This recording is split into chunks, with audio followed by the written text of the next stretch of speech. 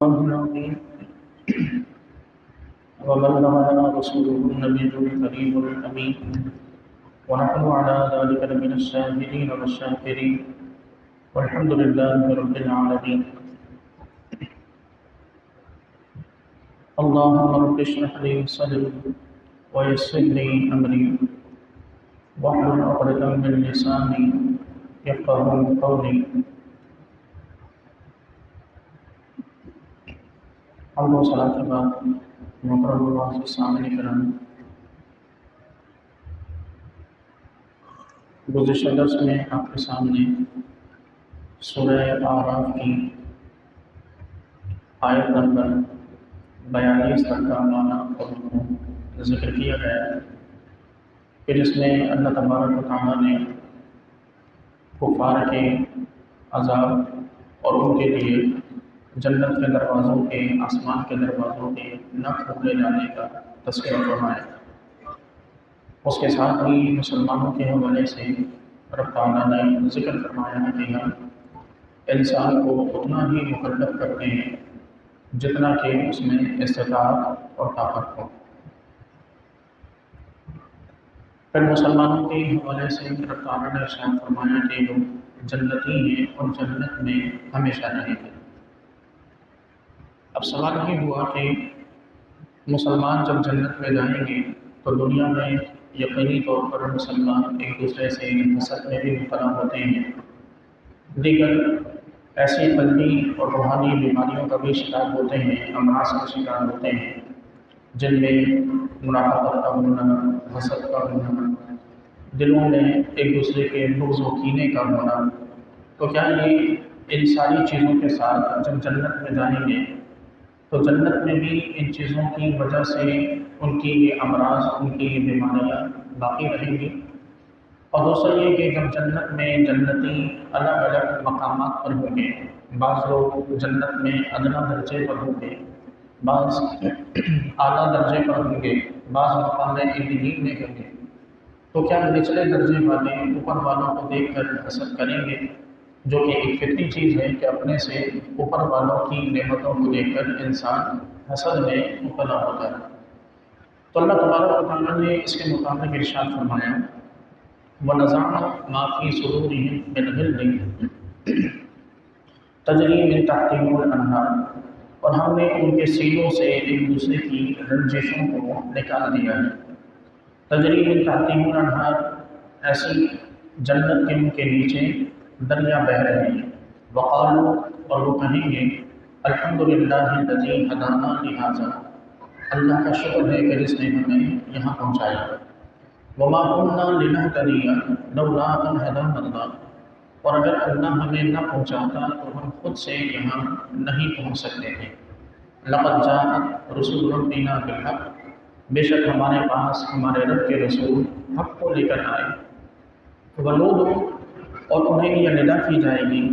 ان تلکم الجنۃ اورثتموہا، کہ تم اپنے نیک اعمال کی وجہ سے جنت کے وارث کیے گئے ہو۔ ونادى اصحاب الجنۃ اصحاب النار، اور جنتی جہنمیوں کو پکار کر کہیں گے، ان قد وجدنا ما وعدنا ربنا حقا، کہ کیا ہمارے رب نے ہم سے جو وعدہ کیا تھا ہم نے تو اس وعدے کو سچا پایا۔ فہل وجدتم ما وعد ربکم حقا، تو کیا تمہارے رب نے تم سے جو وعدہ کیا تھا تم نے بھی اسے سچا پایا؟ قالوا نعم، تو وہ کہیں گے کہ ہاں۔ فأذن مؤذن بینہم، پھر ایک اعلان کرنے والا ان کے درمیان آ کر اعلان کرے گا، اللعنۃ اللہ علی الظالمین، کہ اللہ کی لعنت ہو ظلم کرنے والوں پر۔ وہ ظلم کرنے والے کون؟ الذین یصدون عن سبیل اللہ، کہ جو لوگوں کو اللہ کے راستے سے روکتے تھے، وَيَبْغُونَهَا عِوَجًا، اور اس راستے میں ٹیڑھا پن پیدا کرنے کی کوشش کرتے تھے، وَهُمْ بِالْآخِرَةِ كَافِرُونَ، اور وہ آخرت کے منکر تھے۔ ان آیات کریمہ میں سب سے پہلی جو آیت ہے اس میں اللہ تبارک و تعالیٰ نے دلوں سے بغض و حسد اور رنجشوں کو نکالنے کا ذکر فرمایا۔ یعنی جب آخرت کا دن ہوگا، مقام آخرت ہوگا، اور جنتیوں کو جب جنت میں داخل کیا جائے گا تو اس کی سب سے بڑی جنت کا حسن سب سے بڑا یہی ہے کہ وہ دل سے ہر اس چیز کو دل کو ہر اس چیز سے پاک و صاف کر دے گا کہ جو دنیا میں انسان کی تباہی کا سبب بنتے ہیں۔ کیونکہ جنت جو ہے وہ یوں سمجھیے کہ ایک انعام کا گھر ہے، یعنی ایسی جگہ نہیں ہے کہ جہاں کسی قسم کی کوئی خرابی، کسی قسم کی کوئی برائی یا کسی قسم کا کوئی ٹیڑھا پن پایا جائے، بلکہ وہ ایسی جگہ ہے کہ جہاں صرف اور صرف انعام ہی انعام ہے۔ وہاں ہم سے کوئی ڈیمانڈ نہیں ہے، نہ کسی عمل کی، نہ کسی نماز کی، نہ کسی سجدے کی، نہ کسی زکوٰۃ و حج کی، نہ کسی عبادت کی، نہ ذکر کی، حتیٰ کہ اس بات کی بھی ہم سے ڈیمانڈ نہیں ہے کہ ہم وہاں بیٹھ کر کسی قسم کی کوئی تسبیح پڑھ لیں یا اللہ تعالیٰ کا ذکر کریں۔ ڈیمانڈ ان میں سے کسی چیز کی بھی نہیں۔ ہاں، اللہ تبارک و تعالیٰ نے دنیا میں ہم جو کچھ کرتے ہیں، دنیا میں ہمارے جو نیکیاں ہیں، دنیا میں جو ہمارے اعمال ہیں، ان سب کے بدلے جب اللہ تبارک و تعالیٰ جنت میں داخل کرے گا تو اب وہ ساری کی ساری چیزیں ختم ہو گئی جن کی ڈیمانڈ ہم سے دنیا میں تھی۔ اب وہ ایسی جگہ ہے کہ جہاں اللہ تبارک و تعالیٰ ہماری جو خواہش ہوگی، ہمارے دل کی جو آرزو و تمنا ہوگی، رب تعالیٰ اسے پوری فرمائے گا۔ اور اس کا ذکر قرآن میں اللہ تعالیٰ نے ایک نہیں بلکہ کئی مقامات پر فرمایا۔ مثلا ایک آیت میں فرمایا کہ وَلَكُمْ فِيهَا مَا تَشْتَهِي أَنفُسُكُمْ، کہ جنت میں تمہارے لیے ہر وہ چیز ہے کہ جس کی تم آرزو کرو گے، یعنی آرزو کرنے پر بھی چیز حاضر ہو جائے گی۔ مانگنا تو بہت ان کے بعد آرزو کرنے پر، دل میں سوچنے پر، تصور کرنے پر بھی اللہ تبارک و تعالیٰ وہ چیز ہمارے سامنے حاضر فرما دے گا۔ تو یہ جو جنت ہے وہ جنت ہر قسم کی برائی سے، خرابی سے پاک و صاف ہے۔ تو دنیا میں جو کچھ بھی ہمارے دل کے امراض ہیں یا ہماری روحانیت کے امراض ہیں، ان میں سے کوئی بھی مرض جنت میں ہمارے ساتھ نہیں جانے والا، چاہے وہ حسد ہو، غصہ ہو، کینہ ہو، کچھ بھی ہو، ان میں سے کوئی چیز وہاں نہیں جانے والی، وہاں ان چیزوں کا تصور بھی نہیں ہے۔ تو جب جنت میں ان ساری چیزوں سے پاک و صاف ہو کے پہنچیں گے تو پھر دنیا میں جن لوگوں کے درمیان آپس میں رنجشیں تھیں، جن لوگوں کے درمیان آپس میں مخالفتیں تھیں، جن دو لوگوں کے درمیان آپس میں کسی بھی معاملے پر کوئی لڑائی یا قطع تعلق کی تھی، جنت میں ان چیزوں کا تصور نہیں ہوگا، کیونکہ ان ساری چیزوں پر ابھارنے والی جو خرابیاں ہیں وہ حسد، لالچ، یہی چیزیں ہیں، اور یہ جنت میں نہیں ہوں گی۔ جب درمیان سے یہ چیزیں ہٹ جائیں گی اور یہ چیزیں ختم کر دی جائیں گی تو پھر جنت میں کسی قسم کی کوئی قطع تعلقی، کسی قسم کی کوئی بیزاری یا کسی قسم کا آپس میں لڑائی یا رنجش میں مبتلا ہونا، اس کا بھی تصور نہیں ہوگا۔ دوسری چیز یہ کہ جنت میں ہر شخص کو اللہ تبارک و تعالیٰ اتنا کچھ عطا کر دے گا کہ وہ اپنے سے اوپر والے کو دیکھ کر حسد میں مبتلا ہو ہی نہیں سکتا۔ ہر ایک شخص، جیسا کہ یہاں اللہ تعالیٰ نے ذکر فرمایا کہ وہ ہر ایک شخص کی زبان پر یہی جملہ ہوگا کہ الحمدللہ الذی ہدانا لہذا، اللہ کا شکر ہے کہ جس نے ہمیں یہاں تک پہنچایا، اللہ کا شکر ہے کہ جس نے ہمیں یہاں جنت میں داخل کیا۔ وہاں کسی کو اس بات کی فرصت بھی نہیں ہوگی کہ وہ اوپر والوں کو دیکھ کر حسد میں مبتلا کرے، حسد میں مبتلا ہو یا کسی قسم کی رنجش میں مبتلا ہو، کیونکہ یہ دنیاوی چیزیں ہیں، یہ اخروی آخرت میں جنت میں یہ چیزیں، ان چیزوں کا کوئی تصور یا کوئی کنسیپٹ نہیں ہے کہ وہاں کچھ ایسا ہو۔ پھر دوسرا یہ کہ ہر ایک شخص کو جب اللہ تبارک و تعالیٰ نے اس کی آرزو اور اس کی خواہش کے مطابق اللہ تبارک و تعالیٰ نعمتوں سے نوازے تو پھر انسان کے یوں ہی حسد کرنے کی کوئی وجہ باقی نہیں رہتی۔ حسد پیدا ہی وہاں ہوتا ہے کہ جہاں انسان کو اپنی پسند کی چیزیں نہ ملیں اور وہ اپنی پسند کی چیزوں کو کسی دوسرے کے پاس دیکھیں، تو وہاں پر حسد پیدا ہوتا ہے، لالچ پیدا ہوتی ہے۔ جبکہ جنت کے متعلق اللہ تعالیٰ کا یہ وعدہ ہے کہ اللہ تبارک و تعالیٰ وَلَكُمْ فِيهَا مَا تَشْتَهِي أَنفُسُكُمْ وَلَكُمْ فِيهَا مَا تَدَّعُونَ، جو خواہش کرو گے وہ بھی ملے گا، جو مانگو گے وہ بھی دیا جائے گا۔ تو یہ چیزیں اللہ تبارک و تعالیٰ نے یہاں قرآن مجید کی سورہ اعراف میں اللہ تبارک و تعالیٰ نے کلیر فرمائی ہے۔ دوسری چیز یہ کہ یہاں ایک مزید چیز ہے جس کا ذکر اللہ تعالیٰ نے فرمایا کہ وَمَا كُنَّا لِنَهْتَدِيَ لَوْلَا أَنْ هَدَانَا اللَّهُ، اگر اللہ ہمیں یہاں نہ پہنچاتا تو ہم خود سے یہاں پہنچنے والے نہیں تھے۔ اس سے یہ بات واضح ہوتی ہے کہ انسان کو اپنے اعمال پر بھروسہ نہیں کرنا چاہیے۔ کوئی شخص یہ سوچے کہ میں نماز پڑھتا ہوں، میں روزے رکھتا ہوں، میں زکوٰۃ دیتا ہوں، میں لوگوں کی مدد کرتا ہوں، تو ان چیزوں کی وجہ سے اللہ مجھے جنت میں داخل کر دے گا۔ یہ چیزیں قابل اعتماد نہیں ہیں، کیونکہ ان چیزوں میں سے کسی ایک چیز میں بھی ہماری نیت میں کب فطور پیدا ہوا ہمیں نہیں معلوم۔ کون سا لمحہ ایسا تھا کہ جس لمحے ایک لمحے کی وجہ سے پورا کا پورا عمل ضائع ہو گیا، ہمیں اندازہ نہیں۔ کون سا عمل ہمارا اللہ کی بارگاہ میں مقبول ہوا یا کون سا نہیں ہوا، ہمیں یہ بھی معلوم نہیں۔ تو ان اعمال پر بھروسہ نہیں ہونا چاہیے۔ رسول اللہ صلی اللہ تعالیٰ علیہ وسلم نے جب صحابہ کرام رضوان اللہ تعالیٰ علیہم اجمعین کے سامنے اس چیز کو ذکر فرمایا کہ جنت میں کوئی بھی شخص اپنے اعمال کی وجہ سے نہیں پہنچے گا بلکہ اللہ تعالیٰ کی رحمت سے پہنچے گا، تو صحابہ کرام نے عرض کی کہ یا رسول اللہ صلی اللہ علیہ وسلم، کیا آپ بھی، یعنی حضور سے سوال ہوا کہ کیا آپ کا بھی اپنے بارے میں بھی یہی خیال ہے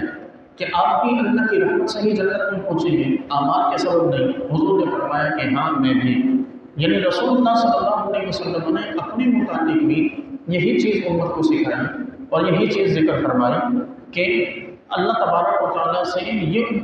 امید تو رکھی جا سکتی ہے کہ کوئی عمل ہمارا اللہ کو پسند آ جائے اور تعالیٰ ہمیں اس عمل کے بدلے جنت میں داخل کر دے، لیکن کسی عمل کو باقاعدہ نومینیٹ کرنا یہ کہہ کر کہ اس عمل کی وجہ سے میں جنت میں جاؤں گا یا اپنے فلاں کام کی وجہ سے جنت میں جاؤں گا،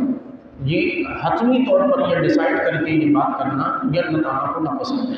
کیونکہ یہ انسان کو اپنے اعمال پر غرور میں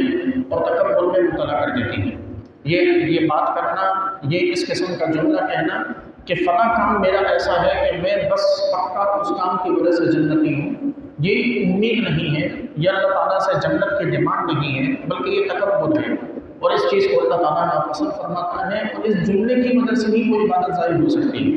تو اس لیے اپنے کسی بھی عمل پر بھروسہ نہیں کرنا چاہیے، بلکہ اللہ تبارک و تعالیٰ پر اس کی رحمت سے امید رکھنی چاہیے کہ رب تعالیٰ ہمارے کسی بھی عمل کو پسند فرما کر اللہ تبارک و تعالیٰ اس عمل کی وجہ سے اپنی رحمت سے ہمیں جنت میں داخل فرما دے۔ پھر فرمایا کہ یہ لوگ یہ کہیں گے کہ لقد جاءت رسل ربنا بالحق، کہ بے شک ہمارے پاس ہمارے رب کے رسول حق لے کر آئے، ونودوا، اور پھر ان کو یہ کہا جائے گا کہ ان تلکم الجنۃ اورثتموها بما کنتم تعملون، کہ تم اپنے نیک اعمال کی وجہ سے جنت کے وارث کیے گئے ہو، یعنی وہاں اللہ تبارک و تعالیٰ۔ اب یہ دیکھیں دو کنسیپٹس ہیں، ایک یہ کہ ہم یہ بات کر رہے ہیں کہ اپنے اعمال پہ بھروسہ نہیں کرنا چاہیے، اللہ تبارک و تعالیٰ جو ہے وہ اپنی رحمت سے کسی کو جنت میں داخل کرے گا، اور دوسرا کنسیپٹ اللہ تعالیٰ نے اسی آیت کے اگلے حصے میں ہی عطا فرمایا کہ جنتیوں کو یہ کہا جائے گا کہ تم اپنے اعمال کی وجہ سے جنت کے وارث بنے۔ اب یہ دونوں چیزوں میں فرق کیا ہے؟ دونوں چیزوں میں فرق یہ ہے کہ کوئی بندہ یہ نہ سمجھے، دنیا میں عمل چھوڑ کے نہ بیٹھ جائے کہ جب جانا اللہ کی مرضی سے ہے تو پھر عمل کرنے کی کیا ضرورت ہے،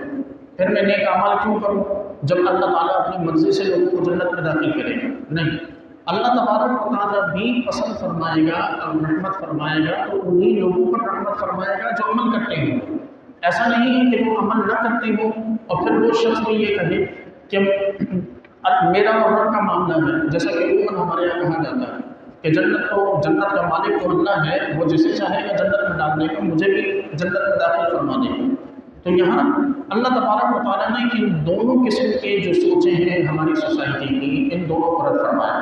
ایک یہ سوچ کہ انسان کام کرے، نیک عمل کرے اور اس پہ بھروسہ کر کے بیٹھ جائے کہ یہ عمل میرے جنت میں داخلے کے لیے کافی ہے، اور دوسری کو سوچ کے انسان کوئی بھی کام نہ کرے اور یہ سوچے کہ جب جنت میں جانا اللہ کی مرضی سے ہے تو پھر وہ ویسے بھی لے جائے گا، وہ جب اس کا مالک ہے وہ ویسے بھی جنت میں داخل کر دے گا، تو پھر عمل کی کیا ضرورت ہے؟ نہیں، بلکہ اللہ تعالیٰ نے فرمایا کہ ہم تمہیں قیامت کے دن یہ بتائیں گے، یعنی جنت میں داخل کر کے ہم تمہیں بتائیں گے کہ تمہارے اعمال کی وجہ سے ہی ہم نے تم پر رحمت فرمائی ہے، یعنی وہ اعمال ہی ذریعہ بنے ہیں، اگر عمل ہی نہ ہوں گے تو پھر ذریعہ کیا بنے گا؟ رحمت الہی بہانے ڈھونڈا کرتی ہے، رحمت الہی کسی بھی اللہ تعالیٰ کی جو رحمت ہے وہ کسی بھی عمل کے ذریعے متوجہ ہو جاتی ہے، اور عمل وہ کہ جو اللہ کو پسند آئے۔ 1000 اعمال ہیں ہمارے، 1000 نیکیاں ہوں ہماری، ان 1000 میں سے کوئی ایک اللہ کی بارگاہ میں مقبول ہوتی ہے۔ ہر ایک عمل مقبول ہونا یہ لازمی نہیں ہے، اور بزرگان دین اس بات میں بڑی صراحت کر گئے ہیں. مثلا ایک بزرگ فرماتے تھے کہ مجھے اگر یہ پتہ چل جائے کہ میرا کوئی عمل، کوئی ایک عمل اللہ کی بارگاہ میں مقبول ہوا ہے، تو میں اپنے اس ایک عمل پر اپنے دیگر سارے کے سارے اعمال کو قربان کر دوں. یعنی انہیں وہ یہ فرماتے تھے کہ مجھے یہ بھی نہیں معلوم کہ میرا کون سا عمل اللہ کی بارگاہ میں مقبول ہے اور کون سا اللہ کی بارگاہ سے رد کر دیا ہے، لیکن یہ امید ضرور رہی سب کو، یہ امید ضرور رہی کہ اللہ تبارک و تعالیٰ انہی اعمال میں سے کسی عمل کو پسند فرما کر رب تعالیٰ اپنی نظر رحمت فرما کر جنت میں داخل فرما دے گا. تو اس لیے یہ دونوں چیزوں کے درمیان رہنا چاہیے، نہ کسی عمل پر بھروسہ ہو اور نہ ہی عمل سے مایوسی کہ ہم یہ بالکل ترک کر دیں یہ سوچ کر کے ہم کیوں عبادت کریں، ہم کیوں نیکیاں کریں، جب مرضی اللہ ہی کی چلنی ہے معاذ اللہ. اللہ تعالیٰ جس کو چاہے کہ جب جنت میں داخل کر دے گا تو وہ گناہ گاروں کو بھی جنت میں داخل کر دے گا اور میں بھی چلا جاؤں گا، تو میں کام کیوں کروں. اللہ تبارک و تعالیٰ ہم سے ڈیمانڈ فرماتا ہے، مطالبہ فرماتا ہے اطاعت کا، فرما برداری کا، اس کے احکام پر عمل کرنے کا. اور جب ہم وہ پورا کرتے ہیں تو ان چیزوں میں سے کوئی چیز، کوئی بات، کوئی عمل ہمارا اللہ تعالیٰ کو اتنا پسند آ جاتا ہے کہ رب تعالیٰ پھر جنت میں داخل فرما دیتا ہے. پھر ارشاد فرمایا کہ جب قیامت کے دن جنتی جنت میں پہنچ جائیں گے، جہنمی جہنم میں پہنچا دیے جائیں گے. اب وہ ایک منظر کشی اللہ تبارک و تعالیٰ نے فرمائی کہ جنتی جنت میں ہوں گے، جہنمی جہنم میں ہوں گے، تو جنتی جہنمیوں سے سوال کریں گے اور جہنمیوں کو پکاریں گے اور کہیں گے کہ اے لوگوں، ہم سے اللہ نے جو وعدہ کیا تھا کہ ایمان لاؤ، نیک اعمال کرو تو ہم تمہیں جنت میں داخل کریں گے، ہم سے جو اللہ نے وعدہ کیا تھا وہ تو پورا ہو گیا کہ ہمیں اس نے ایمان اور نیک اعمال کے صدقے اللہ تعالیٰ نے ہمیں جنت میں داخل کر دیے. لیکن تم سے جو وعدہ تھا کہ تم اگر کفر کرو گے تو جہنم میں جلو گے، ایسا ایسا عذاب ہوگا، تو کیا تم سے بھی کیا گیا وعدہ پورا ہوا؟ تو وہ کہیں گے کہ نام کہ ہاں، ہم سے جو اللہ نے وعدہ فرمایا تھا اس نے وہ وعدہ پورا کیا. فَأَذَّنَ مُؤَذِّنٌ بَيْنَهُمْ، جب یہ مکالمہ ہو جائے گا تو پھر درمیان میں ایک اعلان کرنے والا آ کر کہے گا کہ لعنت ہو اللہ تعالیٰ کی ظالموں پر، یعنی رحمت سے دوری ہو اللہ تعالیٰ سے، اللہ تعالیٰ کی رحمت سے دوری ہو ان لوگوں پر کہ جو دنیا میں ظلم کیا کرتے ہیں. الذین یصدون، وہ ظلم پھر اللہ تعالیٰ نے گنوایا، وہ ظلم اللہ تبارک و تعالیٰ نے ذکر فرمایا. مثلا مطلب ظلم صرف وہ نہیں کہ جو انسان کسی دوسرے انسان پر کرتا ہے، ظلم صرف وہ نہیں کہ جو انسان کسی جاندار پر کرتا ہے، ظلم صرف یہ نہیں کہ مار پیٹ کی جائے، بھوکا پیاسا رکھا جائے. ہمارے یہاں ایک مائنڈ سیٹ یہ ہے کہ جب بھی ظلم کا لفظ بولا جائے تو تشدد، مار پیٹ، یہی چیزیں ذہن میں آتی ہیں. یہ ظلم نہیں ہے، صرف یہ ظلم نہیں ہے، بلکہ ظلم یہ بھی ہے کہ انسان لوگوں کو نیکی کے راستے پہ چلنے سے روکے. یہ ان ساری چیزوں سے بڑا ظلم ہے کہ انسان کسی دوسرے شخص کو نیک راستے پر چلنے سے روکے، اس کا نیکی کا راستہ کاٹ دے. یہ اسے یعنی خیر سے، بھلائی سے، اچھائی سے، جنت سے محروم کرنے کا اس سے بڑا ظلم اور کچھ نہیں ہو سکتا. اور اسی چیز کا اللہ نے ذکر فرمایا الذین یصدون عن سبیل اللہ، کہ جو لوگوں کو اللہ کے راستے سے روکتے تھے، ویبغونہا عوجا، اور اس راستے کو ٹیڑھا کرنا چاہتے تھے، وہم بالآخرۃ کافرون، اور آخرت پر وہ آخرت کا انکار کرتے تھے. وبینہما حجاب، فرمایا کہ ان دونوں کے درمیان یعنی جنتیوں اور جہنمیوں کے درمیان ایک حجاب ہے، ایک پردہ ہے. وعلی الاعراف، اور ایک آراف ہے، رجال یعرفون کلا بسیماہم، آراف پر کچھ مرد ہوں گے، کچھ لوگ ہوں گے کہ جو ہر ایک کو یعنی جنتیوں اور جہنمیوں کو ان کی علامتوں سے پہچانیں گے. ونادوا اصحاب الجنۃ ان سلام علیکم، اور یہ جو آراف کے لوگ ہوں گے یہ جنتیوں کو پکار کر کہیں گے کہ تم پر سلام ہے. لم يدخلوها وهم يطمعون، وہ ابھی جنت میں داخل نہ ہوئے ہوں گے اور وہ اس کی جنت میں داخلے کی امید رکھیں گے. وَإِذَا صُرِفَتْ أَبْصَارُهُمْ تِلْقَاءَ أَصْحَابِ النَّارِ،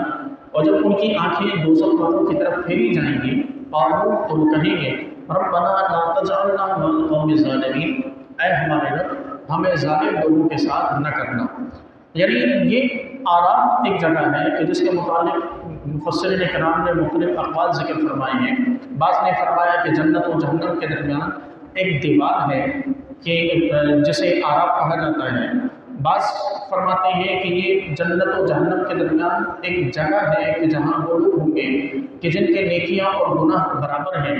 بعض کہتے ہیں کہ یہ وہ جگہ ہے کہ جہاں پر کافروں کے وہ بچے کہ جو ابھی نابالغ تھے، نابالغی کی حالت میں ہی فوت ہو گئے، پیدا ہوتے ہی فوت ہو گئے، جن سے ابھی کفر صادر نہیں ہوا، یہاں وہ لوگ وہ بچے ہوں گے۔ بعض کہتے ہیں کہ یہاں آراف جو ہے وہ بلندی کو کہتے ہیں، تو یہ ایسی بلند جگہ ہے کہ جہاں پر شہداء ہوں گے۔ بعض کہتے ہیں کہ یہ ایسی بلند جگہ ہے کہ جہاں پر حضرت سیدنا حمزہ رضی اللہ تعالیٰ عنہ، حضرت سیدنا عباس رضی اللہ تعالیٰ عنہ اور دیگر اہل بیت کے کچھ لوگ ہوں گے کہ جو یہاں اوپر بیٹھ کر اپنے محبین کو نیچے پہچانیں گے۔ الغرض مختلف اقوال ہے، لیکن جو صحیح قول یہ ہے، صحیح قول جو ہے وہ یہ کہ یہ وہ جگہ ہے کہ جہاں یعنی جس کے بارے میں اکثر مفسرین کرام نے فرمایا کہ یہ وہ جگہ ہے کہ جہاں وہ لوگ ہوں گے کہ جو ابھی جنت میں داخل نہیں ہوئے ہوں گے اور نیکیاں اور گناہ ان کے برابر ہوں گے، تو یہ وہ افراد ہوں گے کہ جو وہاں ہوں گے، اور پھر بالآخر اللہ تبارک و تعالیٰ ان سب کو بھی جنت میں داخل فرما دے گا۔ یہ لوگ جب وہاں درمیان میں ہوں گے، یعنی ایک طرف جنت ایک طرف جہنم، تو جب یہ جنت کی طرف دیکھیں گے اور جنتیوں کو دیکھیں گے، ان کی علامتوں سے انہیں پہچانیں گے کہ یہ جنتی ہیں، پھر ان جنتیوں کو دیکھ کر ان کی طرف انہیں سلام کریں گے، اور پھر جب جہنمیوں کو دیکھیں گے، ان کی نظر جب جہنمیوں کی طرف جائے گی تو پھر یہ اللہ تبارک و تعالیٰ کی پناہ چاہیں گے اور اللہ تعالیٰ سے دعا کریں گے کہ اللہ تبارک و تعالیٰ ان کو ان جہنمیوں کے ساتھ نہ بنا دے۔ اس کے بعد فرمایا کہ وَنَادَىٰ أَصْحَابُ الْأَعْرَافِ رِجَالًا يَعْرِفُونَهُم بِسِيمَاهُمْ، پھر یہ جہنمیوں کی طرف جب دیکھ رہے ہوں گے، جہنمیوں میں سے جن لوگوں کو یہ علامتوں سے پہچانیں گے، ان سے یہ کہیں گے قَالُوا مَا أَغْنَىٰ عَنْكُمْ جَمْعُكُمْ، تمہارا مال و دولت جس کو تم نے جمع کیا، اس نے تمہیں عذاب سے نہ چھڑایا، وَمَا كُنتُمْ تَسْتَكْبِرُونَ، اور وہ مال و دولت جس کی وجہ سے تم تکبر کرتے تھے، یعنی جس مال و دولت پر تم دنیا میں فخر کیا کرتے تھے، تکبر کیا کرتے تھے، اپنے مال و اسباب کو جمع کر کے لوگوں کے حقوق کو پامال کرتے تھے، اللہ تعالیٰ کی نافرمانی کرتے تھے، آج وہ مال و دولت تمہارے کسی کام نہ آیا کہ وہ تمہیں جہنم کے اس عذاب سے بچا لیتا، وہ تمہیں جہنم کے عذاب سے، جہنم سے غنی کر دیتا، اور نہ تمہارا وہ تکبر کرنا تمہارے کسی کام آیا۔ یہ سوال ہوگا أَهَٰؤُلَاءِ الَّذِينَ أَقْسَمْتُمْ لَا يَنَالُهُمُ اللَّهُ بِرَحْمَةٍ، یہ وہ لوگ ہوں گے کہ جن کے بارے میں کیا یہ جنتی وہی لوگ نہیں ہیں؟ یعنی آراف کے لوگ جہنمیوں سے سوال کریں گے کہ یہ جنت میں کیا وہ لوگ نہیں ہیں کہ جن کے بارے میں تم قسمیں کھاتے تھے کہ انہیں اللہ کی رحمت نہیں پہنچے گی؟ یعنی جہنم میں وہ لوگ بھی پہنچے گئے ہوں گے کہ جو دنیا میں سرٹیفکیٹ بانٹا کرتے تھے کہ فلاں جنتی ہے، فلاں جہنمی ہے، فلاں اللہ کی رحمت سے دور ہے، اس پر تو اللہ تعالیٰ نظر فرمائے گا ہی نہیں، یہ تو بخشا ہی نہیں جائے گا۔ یہ ہمارا جو عمومی رویہ ہے ہماری سوسائٹی کا کہ ایک دوسرے پر اس قسم کی باتیں کرنا کہ کسی کو اگر کسی گناہ میں گرفتار دیکھ لیا تو بجائے اس کی اصلاح کرنے کے، ہمارا جو عمومی سوسائٹی کا رویہ ہے وہ یہی کہ ہم ایسے کمنٹس پاس کرتے ہیں کہ یہ تو پکا جہنمی ہے، اس کی طرف تو اللہ رحمت فرمائے گا ہی نہیں، یہ تو اللہ کی رحمت سے کوسوں دور ہے۔ یہ آراف کے لوگ ان جہنمیوں سے پوچھ رہے ہوں گے کیا یہ وہی لوگ نہیں ہیں جو اس وقت جنت میں ہیں کہ جن کے بارے میں تم قسمیں کھاتے تھے کہ ان تک اللہ کی رحمت نہیں پہنچے گی یا اللہ کی رحمت کو نہیں پہنچے گی؟ ادخلوا الجنة لا خوف عليكم ولا انتم تحزنون، دیکھو ان کے ساتھ اللہ نے یہ کیا کہ انہیں فرما دیا کہ تم جنت میں داخل ہو جاؤ، تمہیں کسی قسم کا کوئی خوف نہیں اور نہ ہی تمہیں کسی قسم کا کوئی غم ہوگا۔ تو یہ ایک تنزیہ گفتگو ہوگی اور آراف پر مقیم لوگوں کی جہنمیوں سے، اور پھر آگے فرمایا کہ وَنَادَىٰ أَصْحَابُ النَّارِ، اب جب اللہ تبارک و تعالیٰ جہنمیوں کو عذاب میں گرفتار کرے گا، بھوک و پیاس کے عذاب میں ہوں گے، وہ آگ کے عذاب میں ہوں گے، تو پھر اللہ تبارک و تعالیٰ انہیں جنتی دکھائے گا، یعنی جو جہنم کے لوگ ہوں گے وہ جنت کے لوگوں کو دیکھیں گے، ان کی نعمتوں کو دیکھیں گے، ان چیزوں کو دیکھ کر پھر وہ جنتیوں کو پکاریں گے، وَنَادَىٰ أَصْحَابُ النَّارِ أَصْحَابَ الْجَنَّةِ، جہنمی جنتیوں کو پکاریں گے، اہل جنت کو پکار کر کہیں گے ان افیدوا علینا من الماء، یہ جو جنت میں تمہارے پاس پانی ہے اس میں سے تھوڑا سا پانی ہم پر پھینک دو، تھوڑا سا پانی ہم پر انڈیل دو، او مما رزقکم اللہ، یا جو کچھ اللہ نے تمہیں کھانے کا دیا ہے اس میں سے تھوڑا سا کھانا جہنم میں ہمارے پاس پھینک دو۔ قالوا،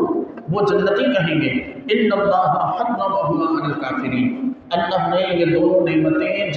کافروں پر حرام کر دی ہیں، یعنی پانی بھی اور رزق بھی، یہ دونوں چیزیں اللہ تعالیٰ نے جہنمیوں پر حرام کر دی ہیں۔ کون جہنمی، کون کافر؟ الذین اتخذوا دینہم لہوا و لعبا، وہ لوگ کہ جن لوگوں نے اپنے دین کو کھیل اور تماشا بنا لیا،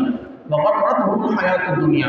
اور جن کو دنیا کی زندگی نے فریب میں مبتلا کر رکھا۔ فَالْيَوْمَ نَنْسَاهُمْ، آج کے دن ہم انہیں بھلا دیں گے، کما نسوا لقاء یومہم ھذا، جیسے کہ ان لوگوں نے آج کے دن اس دن کی ملاقات کو بنا رکھا تھا، یعنی جس طرح ان لوگوں نے قیامت کے دن کو بنا رکھا تھا، ہم آج کے دن نعمتوں والے دن ہم ان کو بھلا دیں گے۔ وما كانوا بآياتنا يجحدون، اور وہ لوگ ہماری آیتوں کا انکار کرتے تھے۔ یعنی اب وہاں معاملہ یہ ہوگا، منظر یہ ہوگا کہ جہنمیوں کے لیے ایک تو عذاب یہ ہوگا کہ وہ آگ میں ہوں گے، دوسرا عذاب یہ ہوگا کہ وہ بھوک اور پیاس کا عذاب بھوک اور پیاس کے عذاب میں مبتلا کیے جائیں گے، اور اس عذاب پر ایک اور عذاب یہ ہوگا کہ وہ اہل جنت کو کھاتا پیتا دیکھیں گے۔ یعنی ایک اپنی بھوک و پیاس کو برداشت کرنا، اپنا بھوک و پیاس میں ہونا ایک الگ چیز ہے، لیکن اپنے سامنے کسی کو بہتر انداز سے کھاتا پیتا دیکھنا بھوکے پیٹ، اور عذاب کے اندر گرفتار سامنے کسی کو نعمتوں میں دیکھنا، یہ اس سے زیادہ تکلیف دے گی۔ تو یہ جہنمی عذاب در عذاب میں ہوں گے، یعنی ایک آگ کا عذاب ہے، پھر بھوک و پیاس کا عذاب ہے، پھر فرشتوں کی طرف سے دیگر جو مار پیٹ کا جو عذاب ہے وہ الگ ہے، پھر جہنم کے کیڑے مکوڑوں کا عذاب الگ ہے، وہ ساری چیزیں اپنی جگہ، لیکن ان تمام پر جو سب سے بڑا عذاب ہوگا وہ یہ کہ یہ اہل جنت کی نعمتوں کو دیکھیں گے، انہیں دکھائی جائیں گی اہل جنت کی وہ نعمتیں جو اللہ انہیں عطا کر رہا ہے، تو یہ پھر ان سے مطالبہ کریں گے، اور یقیناً ان میں سے بہت سے لوگ جنتیوں کو بہت سو کو جانتے بھی ہوں گے، تو یہ اس اپنی دنیاوی جان پہچان کی وجہ سے یہ ان سے سوال کریں گے، اور یہ ان سے پوچھیں گے کہ اور مانگیں گے کہ تمہیں اللہ نے جو جنت میں پانی دیا ہے، چپکے سے وہ تھوڑا سا پانی ہماری طرف پھینک دو، یا چپکے سے وہ جو رزق اللہ تعالیٰ تمہیں جنت میں دے رہا ہے وہ تھوڑا سا رزق وہ ہماری طرف پھینک دو۔ جنتی کہیں گے کہ آج کے دن اللہ تعالیٰ نے یہ دونوں چیزیں کافروں پر حرام کر دی ہیں۔ یہاں اس چیز کو ذہن میں رکھ کر آپ دنیا کی جو اسلوب ہے، دنیا کا جو طرز ہے، آپ تھوڑا سا اس طرف اپنے ذہن کو ڈائیورٹ کیجیے۔ ہم اور آپ دنیا میں تشویش میں مبتلا ہوتے ہیں کہ کفار آج دنیا میں جو کافر ہیں یہ اپنے ہزارہا ظلم کے باوجود، اپنے ہزارہا کفر کے باوجود، ہزارہا انکار کے باوجود یہ مال و اسباب میں ہم سے آگے نظر آتے ہیں، مالدار بھی ہیں، ترقی پذیر بھی ہیں، ترقی یافتہ بھی ہیں، ایسے لوگ ہیں کہ جن کا دنیا پر ہولڈ بھی ہے، جبکہ ہم ایمان والے کمزور ہیں۔ تو یہ چیز یاد رکھیے، رسول اللہ صلی اللہ علیہ وسلم کا ایک فرمان ہمارے لیے اس پوری کے پوری منظر کو کلیئر کر دیتا ہے کہ حضور نے ارشاد فرمایا کہ الدنیا سجن للمؤمن و جنت للکافر، او کما قال، حضور نے فرمایا کہ دنیا مومن کے لیے قید خانہ ہے اور کافر کے لیے جنت ہے، یہ حضور کا فرمان ہے۔ اچھا، اور وہاں قیامت کے دن اس کا بالکل الٹ ہونا ہے، وہاں جنت مومن کے لیے ہونی ہے اور قید خانہ کافر کے لیے ہونا ہے۔ یہاں دنیا کے بارے میں حضور نے فرمایا۔ اچھا، اب ان دونوں چیزوں کا کمپیریزن اگر کریں تو سمجھ میں آتا ہے کہ فضل اللہ کا کس پر ہے۔ یہاں دنیا میں دیکھیے عمریں کتنی ہے، 60-70 سال حد سے حد عمر ہے، تو 60-70 سال کی جنت اگر ہمیں ملے، 60-70 سال تک ہم نعمتوں میں ہم سرشار رہیں، ہمیں اللہ کی ہر نعمت ملے، لیکن آخرت کی جو عمر ہے وہ کوئی نہیں، وہاں انلمیٹڈ ہے، یعنی وہاں کوئی عمر کی قید نہیں، وہ پھر زندگی وہ زندگی ہے کہ جس نے کبھی ختم نہیں ہونا۔ یہاں 60-70 سال ہم اچھے گزاریں اور اس کے بعد پھر جب اگلی زندگی شروع ہو تو مستقل ہم عذاب میں گزاریں، یہ اللہ کی رحمت ہے؟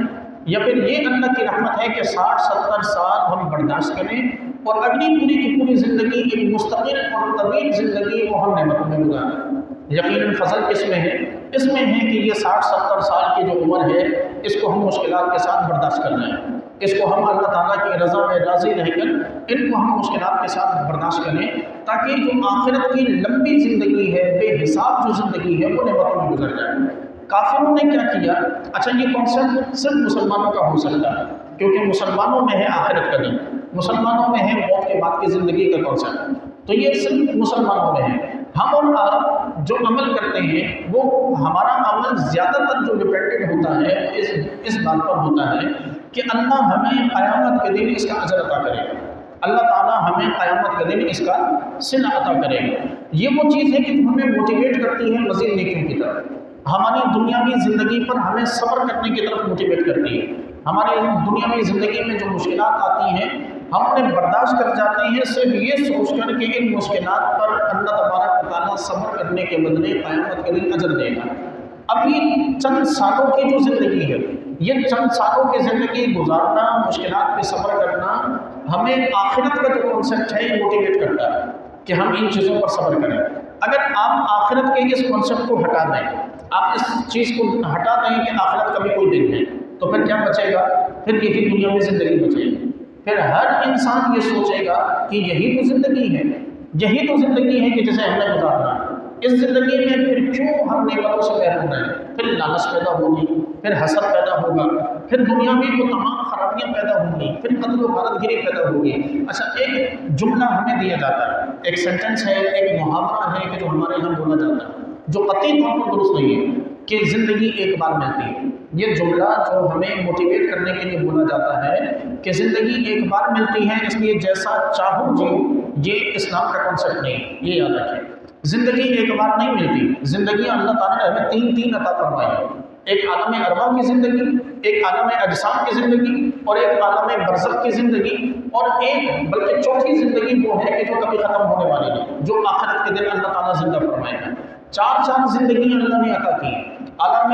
ارواح کی زندگی ہم گزار چکے، عالم اجسام کی زندگی میں ہم موجود ہیں، اس کے بعد عالم برزخ کی زندگی، یعنی جب کبھی ہم مرے قیامت تک کا جو ٹائم پیریڈ ہے یہ برزخ کا ٹائم پیریڈ ہے، یہ زندگی ہماری ابھی آنا باقی ہے۔ اس کے بعد آخرت کی ایک اور زندگی باقی ہے، تو چار زندگیاں ہیں، اور یہ چاروں زندگیوں کا جو نتیجہ ہے، کنکلوژن ہے، وہ آخری ہے، قیامت کے دن کے بعد کی زندگی۔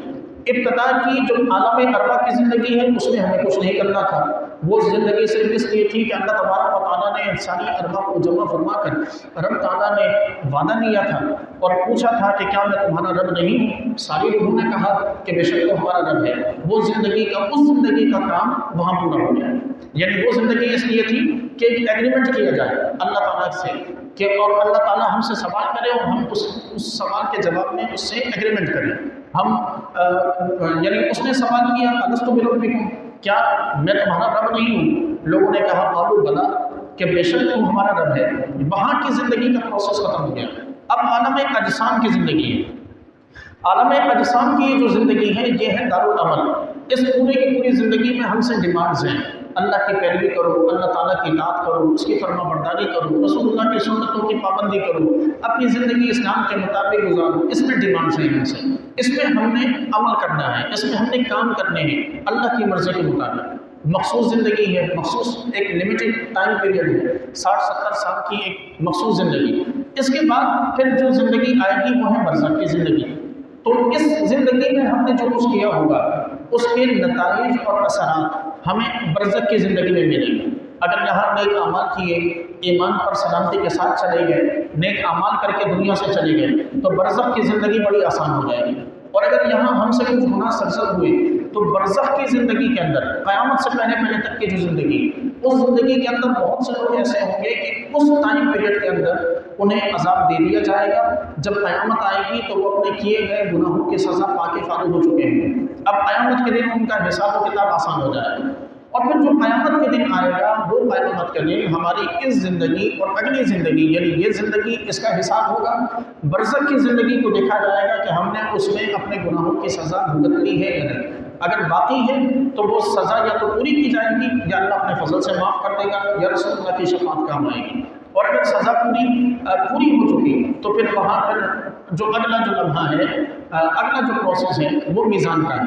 پھر وہاں اعمال ترازو کیے جائیں گے، اعمال تولے جائیں گے اور ان کے بدلے پھر جنت اور جہنم میں جانے کا فیصلہ ہوگا۔ تو ایک مسلمان ہمیشہ عقیدہ آخرت کی وجہ سے موٹیویٹ ہوتا ہے کہ ان چیزوں پر کہ میں نے یہاں دنیا میں تکلیف پر صبر کرنا ہے تاکہ اللہ تعالیٰ اس صبر کے بدلے میں آخرت میں اجر عطا کرنا ہے۔ یہاں دنیا میں کانٹا چبھے، حضور فرماتے ہیں بندہ مومن کی خصوصیت یہ ہے کہ اسے ایک کانٹا بھی چبھے تو اللہ اجر عطا فرما دیتا ہے۔ اس کے گناہ کو معاف فرما دیتا ہے۔ حضور نے فرمایا کہ بخار کو برا نہ کرو، حضور نے فرمایا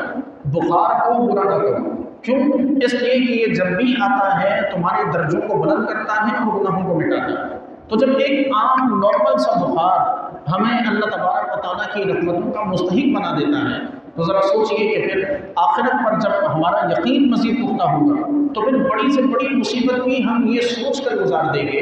ہم ان پر ثابت قدمی سے یوں گزر جائیں گے کہ جتنی بڑی مشکل ہوگی قیامت کے دن اتنا ہی بڑا عجر ہوگا۔ حضور فرماتے ہیں کہ قیامت کے دن دو قسم کے لوگ اللہ تعالیٰ کی بارگاہ میں لائے جائیں گے۔ دو قسم کے لوگ ہوں گے، ایک قسم کے لوگ وہ ہوں گے کہ جنہوں نے اپنی زندگی کو، دنیاوی زندگی کو بڑے سکون کے ساتھ گزارا، کسی مشکل کا سامنا نہیں کرنا پڑا، یا کرنا پڑا تو بہت نارمل قسم کی مشکلات تھیں، انہوں نے اپنی زندگی، دنیاوی زندگی کو بڑی سہولت کے ساتھ گزارا۔ دوسری قسم کے لوگ وہ ہوں گے کہ جنہوں نے دنیاوی زندگی میں بڑی مشکلات اٹھائیں، وہ ایک مشکل سے نکلتے اگلے میں گرفتار ہو جاتے ہیں، اس سے نکلتے اگلے میں گرفتار ہو جاتے ہیں، اس سے نکلتے اگلے میں گرفتار ہو جاتے ہیں، مرتے دم تک وہ بیچارے مشکلوں کے شکار ہیں۔ اب قیامت کے دن منظر یہ ہوگا کہ جب وہ لوگ سامنے آئیں گے کہ جنہوں نے اپنی دنیاوی زندگی میں مشکلات اٹھائی تھیں، بے انتہا مشکلات برداشت کی تھیں، کبھی صحت کے مسائل، کبھی رزق کے مسائل، کبھی اولاد کے مسائل، کبھی گھر کے مسائل، کبھی اور کسی قسم کے مسائل، جنہوں نے زندگی مسائل میں گزاری۔ جب وہ لوگ آئیں گے ان مسائل پر اللہ تبارک و تعالیٰ صبر کرنے کے بدلے میں جب انہیں اجر عطا کرے گا، تو وہ جو دوسرے لوگ ہوں گے جنہوں نے زندگی سہولت کے ساتھ گزاری، وہ تمنا کریں گے کہ کاش کہ ہم سے دنیاوی یہ ساری نعمتیں لے لی جاتی، ہمیں کوئی نعمت نہ دی جاتی اور ہماری زندگی ان سے زیادہ مشکلوں میں گزرتی۔ یہ وہ اجر ہے، یہ وہ موٹیویشن ہے کہ جو رسول اللہ صلی اللہ علیہ وسلم ہمیں دے رہے ہیں۔ ہم اور آپ جو دنیاوی مشکلات سے گھبرا جاتے ہیں، پریشان ہو جاتے ہیں، ایک ہمارا مائنڈ سیٹ ہو جاتا ہے کہ بس مر جایا جائے تو اچھا ہے، یا ذہن میں مایوسی پیدا ہونے لگتی ہے، یا اپنے آپ کو ہم خود مصیبتوں میں ڈالنا شروع کر دیتے ہیں، یا پھر ہم اپنی زندگی کو ختم کرنے کا سوچنے لگتے ہیں،